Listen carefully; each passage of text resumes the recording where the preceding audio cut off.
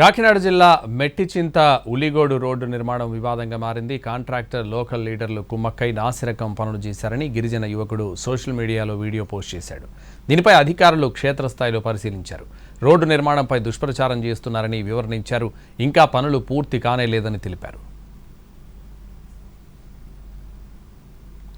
కాకినాడ జిల్లా ప్రతిపాడు నియోజకవర్గంలో మెట్టిచింత ఉలిగోడు పూర్తిగా గిరిజన ప్రాంతాలు. 2 గ్రామాల మధ్య రోడ్డు నిర్మాణానికి ఐటీడీఏ ఉపాధి హామీ పథకం కింద 1,50,00,000 నిధులు మంజూరు చేసింది. మొత్తం 3.5 కిలోమీటర్ల మేర రోడ్డు నిర్మాణం చేయడానికి అనుమతులు లభించాయి. అందులో 3 కిలోమీటర్లు బీటీ రోడ్డుగా, 1/2 కిలోమీటర్ సీసీ రోడ్డుగా విభజించారు. రోడ్డు పనులు చాలా నాసిరకంగా జరుగుతున్నాయని, అసలు అందులో మెటీరియల్ వాడలేదని, అంతా పై పూత ఉందని ఒక యువకుడు చేసిన సోషల్ మీడియాలో పెట్టిన వీడియో వైరల్ అయింది. ప్రభుత్వం రోడ్డు నిర్మాణ పనులు బాగానే చేస్తున్నప్పటికీ క్షేత్రస్థాయిలో పరిస్థితుల మీద కూడా దృష్టి పెట్టాలని కోరాడు ఆ యువకుడు. దాంతో వెంటనే అధికారులు స్పందించారు. ఐటీడీఏ, ఆర్ఎండ్బి డిపార్ట్మెంట్ అధికారులు పూర్తి స్థాయిలో రోడ్డు పనులను పరిశీలించారు. రోడ్డు నిర్మాణం ఇంకా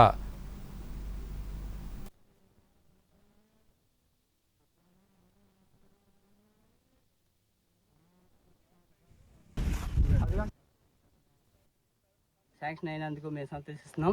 అలాగే రోడ్డు పనులు జరిగినప్పుడు నేను ఎప్పుడు ఈ రోడ్డు మీదకి రాలేదండి. ఎందుకంటే మాకు ఐటీడీలో పనిచేసే అధికారుల మీద, ప్రస్తుతం ఉన్న గవర్నమెంట్ మీద మాకు నమ్మకం ఉందండి. ఆ నమ్మకంతో మేము అంత ధీమాగా ఉండడం జరుగుతుంది.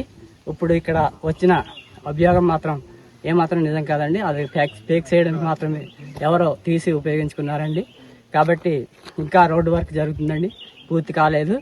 దాన్ని వాళ్ళు ఏం చేశారంటే వేరే ఊరు అబ్బాయి వచ్చి ఏదో ఒక కావాలని అతను ఆ గోతిని ఇలా గిరికి అంత క్వాలిటీ లేదని చెప్పి ఏదో చెప్పండి. అంత ఫేక్ అండి, అది క్వాలిటీ కంట్రోల్ పోయండి. అది పంపించారండి ఐ శ్రీనివాసరావు.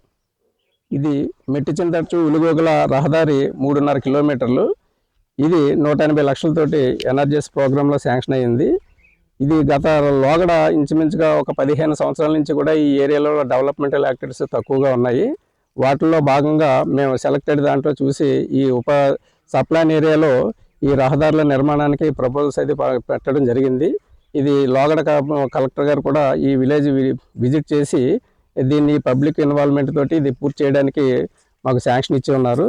దీన్ని మొదలుపెట్టిన తర్వాత మేము ఈ వెట్ మిక్స్ దాంతోపాటు ఇక్కడ రోడ్ ఇంటెన్సిటీ అంటే ట్రాఫిక్ ఇంటెన్సిటీని, నెక్స్ట్ నెంబర్ ఆఫ్ కవర్డ్ విలేజెస్ని కూడా లెక్కల్లోకి తీసుకుని దీనికి బియ్యం మన బీసీ కింద కాకుండా ఇది మామూలుగా ఎంసీసీ కింద వెట్ మిక్స్ మెటల్ వేసి దాని మీద 1 ఇంచ్ థిక్నెస్ తోటి బీటీ